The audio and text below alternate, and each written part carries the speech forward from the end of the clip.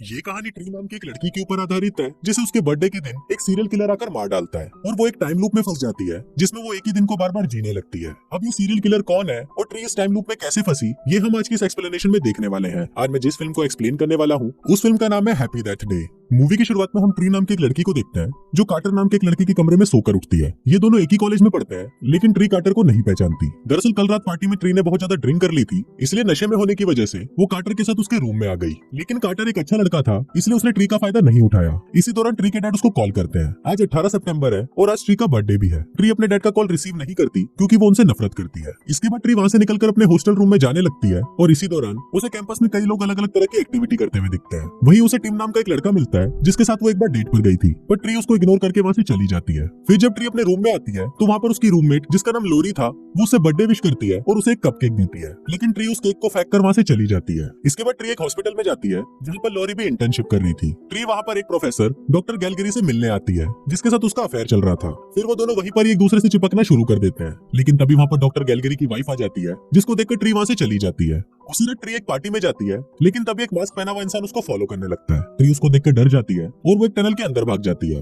लेकिन तभी वो आदमी पीछे से ट्री के पास आता है और उसे चाकू से मारकर मार डालता है। पर तभी ट्री की नींद खुलती है और वो फिर से खुद को कार्टर के कमरे में सोया हुआ पाती है। तभी कार्टर उसको वही सब कुछ बोलता है जो उसने ट्री को पहले दिन बोला था। अब ट्री के साथ वो सभी चीजें वापस हो रही थी जो उसके साथ पहले हो चुकी थी। कैंपस में भी सभी लोग वही एक्टिविटी कर रहे थे जो वो लोग पहले कर रहे थे। तभी टिम उसे मिलता है और वो भी उसे वही बात बोलता है। फिर अपने रूम में पहुंचने पर लोरी भी उसे उस दिन की तरह बर्थडे विश करती है और एक कपकेक देती है। अब ये देखकर ट्री बहुत ज्यादा परेशान हो जाती है, मानो यही दिन वो दोबारा जी रही है और आज की डेट भी 18 सितंबर है। अब रात को पार्टी में जाते वक्त ट्री को पता होता है कि किलर फिर से आएगा, इसलिए वो इस बार पार्टी में जाने के लिए दूसरा रास्ता चुनती है। फिर पार्टी में पहुंचकर वो देखती है कि ये उसी के ही बर्थडे की सरप्राइज पार्टी है। अब वहाँ पर सभी लोग बहुत एंजॉय करते हैं और थोड़ी देर बाद जब ट्री अपने फ्रेंड के साथ उसके रूम में जाती है तभी वहाँ पर वो किलर भी आ जाता है और उसके फ्रेंड को मार देता है। फिर वो किलर ट्री के पास आता है और उस पर भी हमला करके उसे भी मार देता है, लेकिन तभी ट्री फिर से सोकर उठती है और वो खुद को कार्टर के रूम में पाती है। अब ट्री के साथ फिर से वही सब होने लगता है जो उसके साथ पहले हुआ था। ट्री इससे बहुत ज्यादा डर जाती है और वो खुद को अपने कमरे में लॉक कर लेती है, पर वो किलर पहले से ही उस रूम में छुपा होता है और वो इस बार भी उसे मार डालता है। मरते ही वो फिर से कार्टर के रूम में पहुंच जाती है और ये दिन उसके लिए फिर से रीसेट हो जाता है।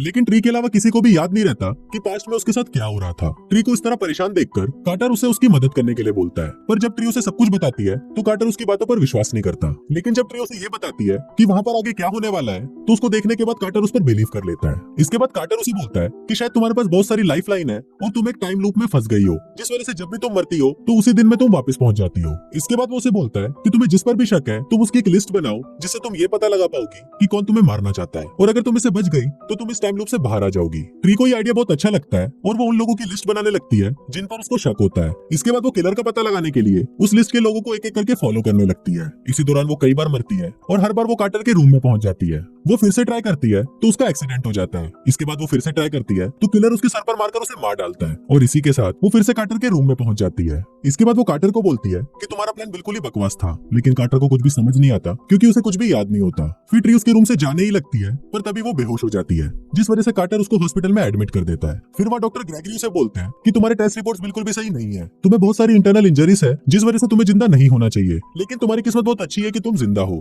तभी ये सुनकर ट्री को उस पर शक होने लगता है कि यही किलर है और वो उसको खुद के लिए सोडा लाने को बोलती है। डॉक्टर के जाते ही ट्री वहाँ से भागने की कोशिश करती है और वो ग्रेगरी के कैबिन में उसके कार की चाबी लेने जाती है, लेकिन तभी वहाँ पर उसको वही मास्क मिलता है जो किलर पहनता था। ट्री ये देखकर घबरा जाती है और वहाँ से बाहर भागती है, लेकिन तभी ग्रेगरी उसके सामने आ जाता है, पर तभी वो किलर भी वहाँ पर आ जाता है और तब ट्री को पता चलता है कि किलर ग्रेगरी भी नहीं है बल्कि कोई और है। तभी ग्रेगरी को मारकर किलर ट्री के पीछे आने लगता है, लेकिन ट्री जैसे तैसे करके ग्रेगरी की कार लेकर वहाँ से भाग जाती है। अब ट्री को लगता है कि वो उस किलर से बच गई है और वो किलर उसे मार नहीं पाया, जिस वजह से ट्री बहुत खुश होती है। पर तभी ओवर स्पीड में कार चलाने की वजह से पुलिस उसे पकड़ लेती है। ट्री उस पुलिसमैन से बात कर ही रही होती है, लेकिन तभी वो किलर वहाँ पर आ जाता है और वो उस पुलिसमैन को मारकर ट्री की कार को जला देता है, जिससे ट्री फिर से कार्टर के रूम में आ जाती है। इसके बाद वो कार्टर के साथ लंच पर जाती है। वहाँ पर वो टीवी पर एक न्यूज देखती है जिसमें एक सीरियल किलर टॉम्स के बारे में बताया जाता है जिसने अभी तक 6 लड़कियों को मार डाला है, और टॉम्स अभी उसी हॉस्पिटल में एडमिट है जहाँ पहले ट्री एडमिट थी। अब ट्री को ये देखकर लगता है कि टॉम्स वही किलर है जो उसे मारना चाहता है। फिर ट्री फौरन हॉस्पिटल जाती है और वहाँ के रिसेप्शनिस्ट को जल्दी ही पुलिस को फोन करने के लिए बोलती है। फिर ट्री जैसे ही टॉम्स के पास जाती है तो वो देखती है कि जो गार्ड टॉम्स के रूम पर पहरा दे रहा था उसे टॉम्स ने मार डाला है।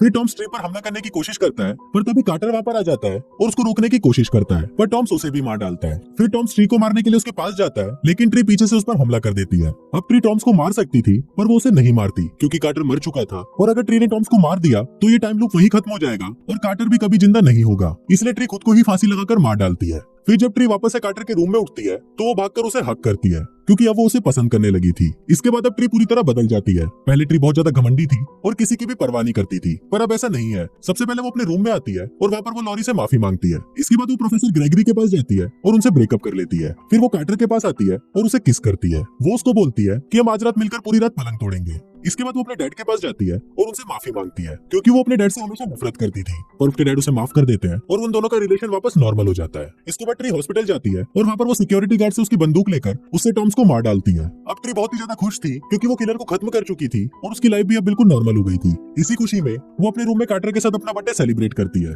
फिर जब वो अपने रूम में सो जाती है तो वो अगले दिन फिर से कार्टर के रूम में उठती है, मतलब वो किलर टॉम्स भी नहीं था। फिर वो अपने रूम में जाकर अपना सामान पैक करने लगती है, तभी वहाँ पर लॉरी आती है और उसे बर्थडे विश करके उसे कपकेक देती है, जिस पर ट्री उसे बोलती है कि ये केक मैंने कल रात को ही खा लिया था। तभी उसे रियलाइज होता है कि वो रात को नींद में ही मर गई थी क्योंकि उसके केक में जहर था और उसे और कोई नहीं बल्कि उसकी रूममेट लॉरी ही मारना चाहती थी। ट्री इससे पहले उसके कपकेक को फेंक देती थी, जिस वजह से लॉरी उस मास्क को पहनकर ट्री को मारती थी। और उस दिन हॉस्पिटल में भी वो मास्क लॉरी नहीं रखा था क्योंकि वो उसका सारा इल्जाम टॉम्स पर लगाना चाहती थी। अब जब ट्री को लॉरी का सच पता चल चुका था तो लॉरी उसके सामने खुद ही कन्फेस करती है कि वो ही किलर है और वो उसे इसलिए मारना चाहती थी क्योंकि वो डॉक्टर ग्रेगरी से प्यार करती थी, पर ग्रेगरी ने उसकी जगह ट्री को सेलेक्ट किया था, जिस वजह से वो ट्री से जलने लगी थी। और इसके अलावा ट्री हमेशा ही उसके साथ बुरा बर्ताव करती थी, जिस वजह से लॉरी उसे मारना चाहती थी। इसके बाद वो दोनों आपस में लड़ने लगती है। तभी ट्री उसे उसी का ही केक खिला देती है और उसे खिड़की से नीचे फेंक देती है, जिससे उसकी वहीं पर ही मौत हो जाती है। और फाइनली ट्री इस टाइम लूप से निकल जाती है। पर दोस्तों ट्री इस टाइम लूप में फंसी कैसे, ये हमें फिल्म के अगले पार्ट में पता चलेगा।